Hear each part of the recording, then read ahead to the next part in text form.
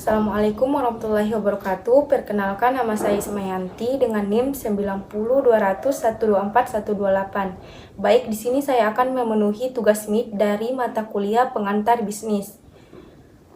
Adapun materi yang akan saya jelaskan yaitu sistem ekonomi. Sistem ekonomi adalah cara suatu negara atau masyarakat mengatur produksi, distribusi, dan konsumsi barang serta jasa.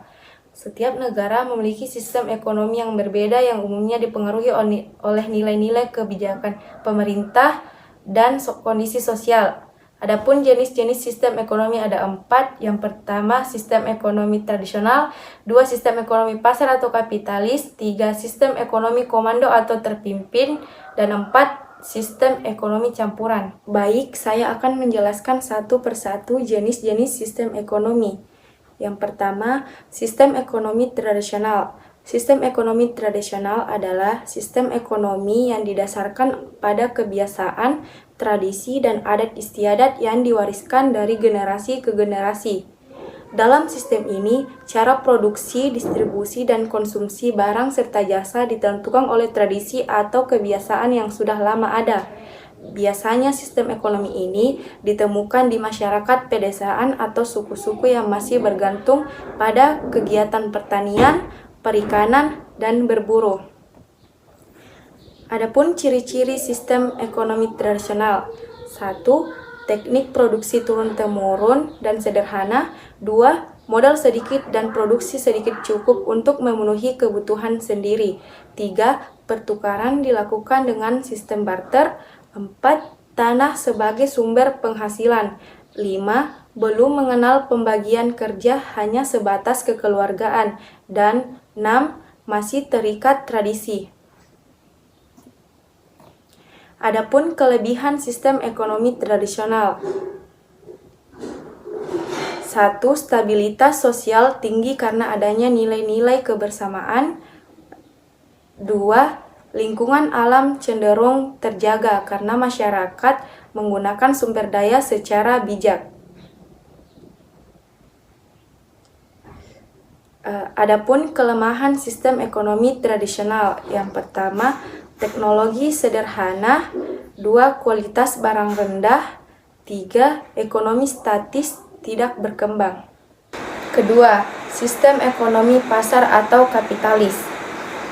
Sistem ekonomi pasar atau disebut juga sebagai sistem ekonomi kapitalis adalah sistem ekonomi yang didasarkan pada mekanisme pasar bebas, di mana produksi, distribusi, dan harga barang serta jasa ditentukan oleh permintaan dan penawaran. Dalam sistem ini, peran pemerintah sangat terbatas dan kebanyakan keputusan ekonomi dilakukan oleh individu atau perusahaan swasta yang bertujuan untuk mendapatkan keuntungan. Adapun ciri-ciri sistem ekonomi pasar atau kapitalis. 1. Barang dan modal bebas dimiliki oleh setiap orang. 2. Setiap individu bebas menggunakan barang dan jasa yang dimiliki. 3. Memaksimalkan laba. 4. Peran modal sangat penting. 5. Pemerintah tidak secara langsung ikut campur dalam kegiatan ekonomi. 6. Persaingan bebas dan ketat. Adapun kelebihan sistem ekonomi pasar atau kapitalis. 1. Menumbuhkan inisiatif dan kreativitas. 2. Setiap individu bebas memiliki sumber-sumber produksi. 3. Munculnya persaingan untuk maju. 4. Barang yang dihasilkan mutunya tinggi. 5. Efektif dan efisiennya tinggi karena motifnya mencari laba. Adapun kelemahan sistem ekonomi pasar atau kapitalis. 1. Pendapatan tidak merata dan cenderung terjadi eksploitasi. 2. Perbedaan dalam kemampuan ekonomi individu menciptakan kesenjangan antara yang kaya dan miskin. 3.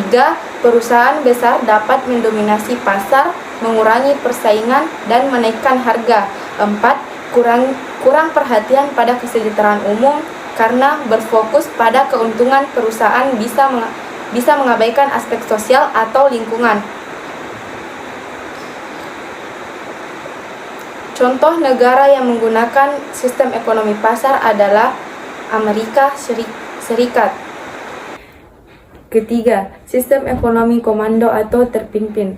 Sistem ekonomi komando atau terpimpin adalah sistem ekonomi di mana pemerintah memiliki kendali penuh atas semua aspek produksi dan distribusi barang serta jasa. Ciri-ciri sistem ekonomi komando atau terpimpin. 1. Semua alat dan sumber daya dikuasai oleh pemerintah. 2. Tidak ada kelompok atau individu yang dapat berusaha dengan bebas dalam kegiatan perekonomian. 3. Kebijakan perekonomian dan diatur sepenuhnya oleh pemerintah. 4. Milik perorangan tidak dikenal. Kelebihan sistem ekonomi komando atau terpimpin. 1. Pemerintah lebih mudah mengendalikan inflasi, pengangguran, dan masalah ekonomi lainnya. 2. Pasar dalam negeri berjalan lancar. 3. Pemerintah dapat turut campur dalam penentuan harga. 4. Distribusi pendapatan relatif mudah dan merata. 5. Jarang terjadi krisis. Kelemahan sistem ekonomi komando atau terpimpin. 1.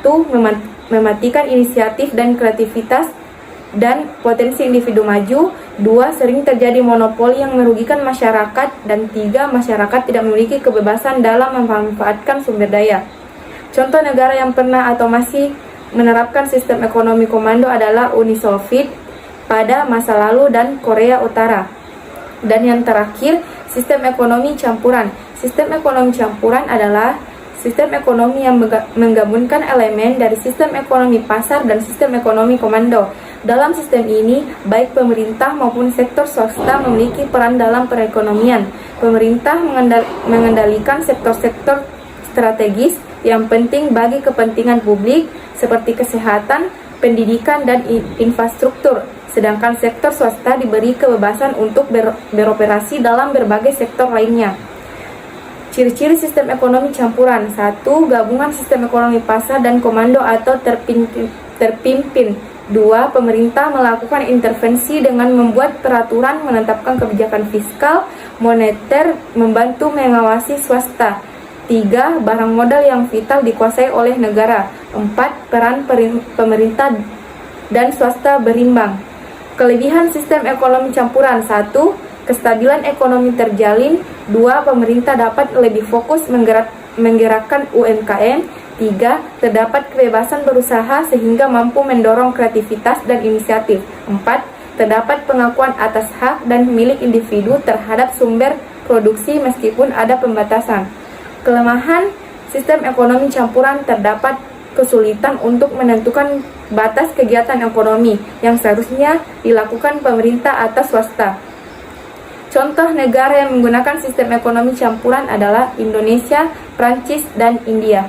Baik, demikian penjelasan yang dapat saya sampaikan mengenai materi sistem ekonomi. Mohon maaf atas segala kekurangan dalam penyampaian ini. Wassalamualaikum warahmatullahi wabarakatuh.